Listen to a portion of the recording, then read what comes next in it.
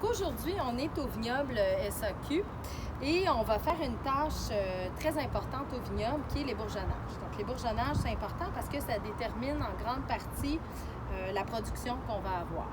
Donc la première chose qu'on veut faire quand on est bourgeonne, c'est d'éliminer le bourgeon secondaire et le bourgeon tertiaire. Donc le bourgeon secondaire va apparaître dans le fond dans les cas où il y a une vigueur excessive ou qu'il y a eu un stress. Le bourgeon tertiaire sur nos cépages rustiques ici, il sort aussi justement souvent en cas de gel extrême, donc c'est notre police d'assurance en dernier recours. Mais là que tout va bien, on va définitivement les éliminer pour réduire la vigueur.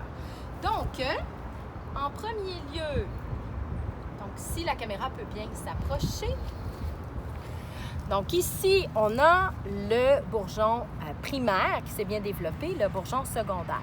Comment faire la différence entre les deux? Donc, le bourgeon primaire va toujours être plus épais, en fait, là, que le bourgeon secondaire. Et le bourgeon tertiaire va généralement arriver là, puis il va être très, encore plus mince. Donc là, on veut éliminer le secondaire parce qu'on n'en a pas besoin, dans le fond, ici. Donc voilà, on fait ça comme ça très facilement. Une autre chose aussi qu'on veut faire pour réduire la pression, dans le fond, des maladies cryptogamiques sur le plant, c'est d'enlever ce qui est trop bas sur le plant. Parce que ce qui est près du sol, dans le fond, est plus susceptible d'être moins aéré et dans le fond, d'avoir de l'humidité excessive. Donc, on enlève celui-là aussi. Là, on va compter parce que généralement, on veut, pour ce type de plante qui est du Frontenac, on aime avoir entre 16 et 24, dans le fond, rameaux au mètre linéaire. Fait que là, c'est quoi un rameau? C'est avant que ça devienne un sarment. Donc, ce n'est pas encore lignifié.